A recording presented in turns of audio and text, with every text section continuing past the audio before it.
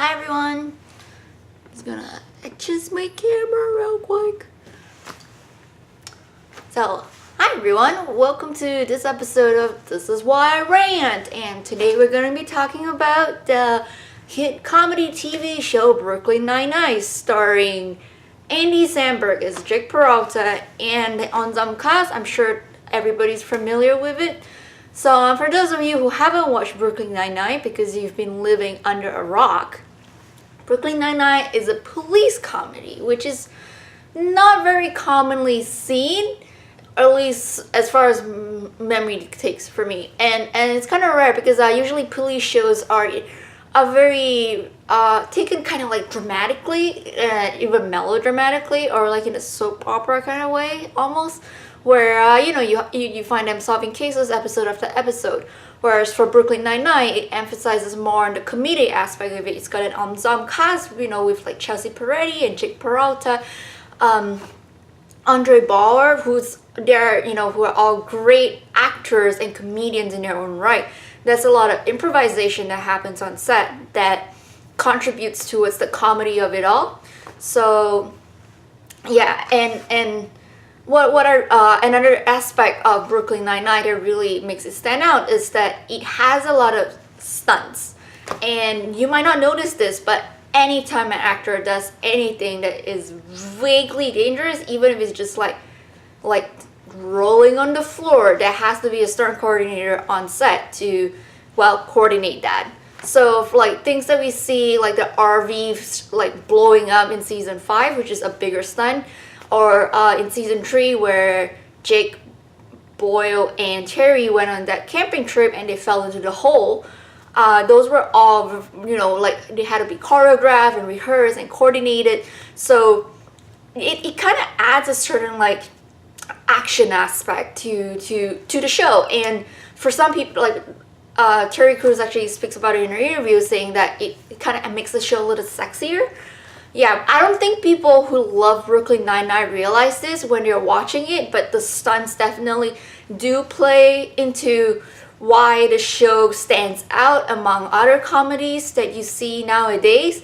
I think the fact that Brooklyn Nine-Nine works so well is really because you can feel the chemistry of the ensemble cast. Like the casting has been done so well. The cast do feel genuinely like a family, and they play off each other that way. Like, if you watch interviews, you can see that they have said like, when the show was canceled, like I was like so sad. I was telling them like, you have to like all come to my wedding. This was Stephanie Beatrice, by the way, who recently got married. Congratulations.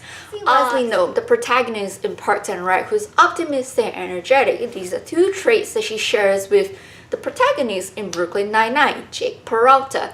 However, we see Leslie share a lot more traits with Amy Santiago. They both love binders, they love details, they love being organized, and they're both, almost always in pantsuits, now that I think about it. And they have this certain uptightness to their character.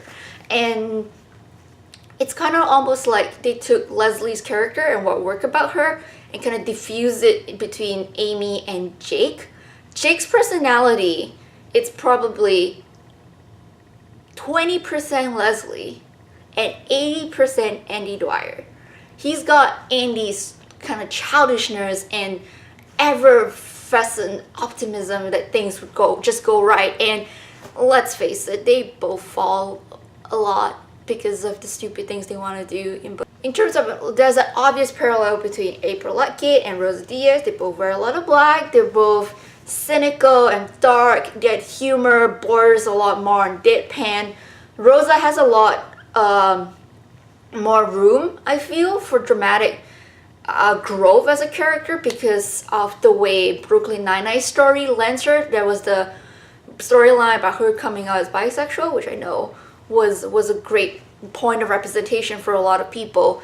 And whereas for April, it's not that she doesn't have any character growth, but with April, her growth as a character kind of is more on a trail that we expect.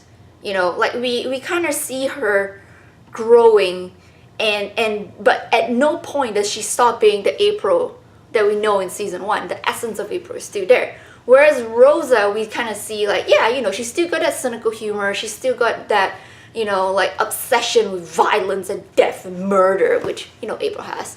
But she also kind of like grows a little bit and is opening up herself a little bit more.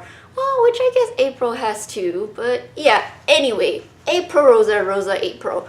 Then we have Scully and Jerry, you know, both the lovable underdog of the precinct that everybody likes to make fun of and kick around. I guess they kind of divided Jerry into Scully and Hitchcock. I don't really like Hitchcock as a character because he's such a creep, and I don't find any redeeming qualities about him.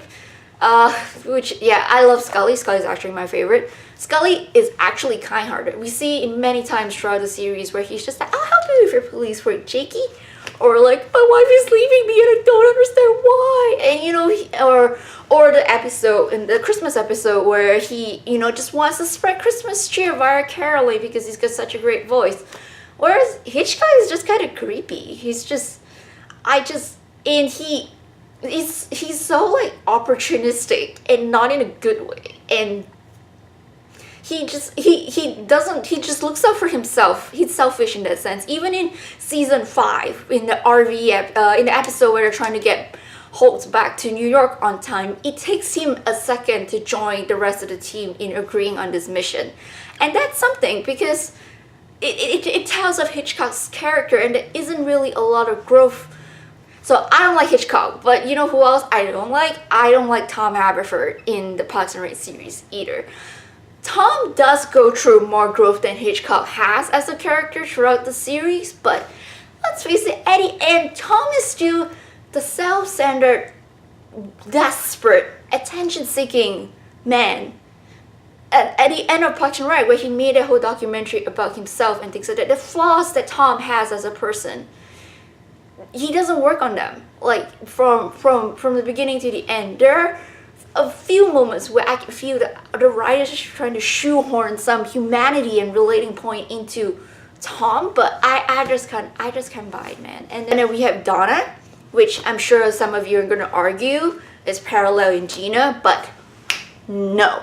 Okay, I respect Retta and Chelsea Peretti both as, you know, they're great in their own right. They're fantastic women who are sure of themselves and comedic and funny and talented. All of that. But Gina is no Donna. I'm actually really upset at Parks and Rec for wasting Donna as like a glorified background extra for until the last 2 seasons almost, because there's so much they could have done with Donna. You know, I wish we saw my Donna, really. And Donna's confidence comes from like her inner core. Like she actually feels, you know, confident and sure of herself as like a black plus size woman. Like how many of those do we see on TV or even be told to like think as pretty or admire? Like you know, like Donna doesn't need you to admire her because she's too busy fucking admiring herself. But it's not in a like Gina way where she's just like, oh, and kind of head in the clouds. Like, but Donna's confidence is a lot more self-assured. Donna's a woman in every right, whereas Gina's character, you know, I kind of feel like they toned down Gina's maturity level a little bit, almost to make certain gags work, and also so that she's kind of on par with Jake. We have Ron Swanson versus Captain Holt, both leaders, both deadpan, both have very distinct personalities. And they're both played by actors that I don't think anybody else would want. Like, I don't think anybody else as an actor would want to replay those characters, but just because of how great a job Annie Bauer and Nick Offerman has done with each of their characters. They just share so many personality traits, but also don't. I mean, like, Ron is obviously very like straight, hot-blooded American man. Like, you're gonna go do some hunting and chopping wood, and you know we don't see that much in Captain Holt. But Holt has his own version of that, where he's into all the mathematical, statistical stuff. and he's a stickler for certain things. He loves his classical music. Ron's got his saxophone and Duke Silver thing going. There are really a lot of elements from Parks and Rec's character that the writers just kind of rearrange and form into Brooklyn Nine-Nine. So I find it very interesting. The thing about ensemble cast is just that it's really tricky to weave all these different storylines together and have it work out as well. And I think in Parks and Rec, it wasn't the storytelling wasn't as much emphasized as the relationship building between the characters, which I respect and admire. Like I really like that part in Parks and Rec. But with Brooklyn Nine-Nine, they try to take it a step higher with weaving the comedy and the relationship building and the storytelling in the A and B plot. So the A and B plot structure doesn't always work out. Sometimes obviously there's an A plot is stronger than the B plot, B plot stronger than the A plot. We see that all the time. But for Brooklyn Nine-Nine, I really think that they try to strive for that level and that level of like quality each episode, and I think that's admirable. Love the show. So glad it's renewed. Can't wait for the mid-season premiere for season 6. And yeah, I'm like I said, this is just kind of like this is why I rant is kind of just this like loosey-goosey thing where I'm just talking to a camera and ranting about my favorite TV shows or not so favorite TV shows, just shows and books and games in general. I'm gonna have more videos coming up. I hope you guys like this one. Alrighty, bye.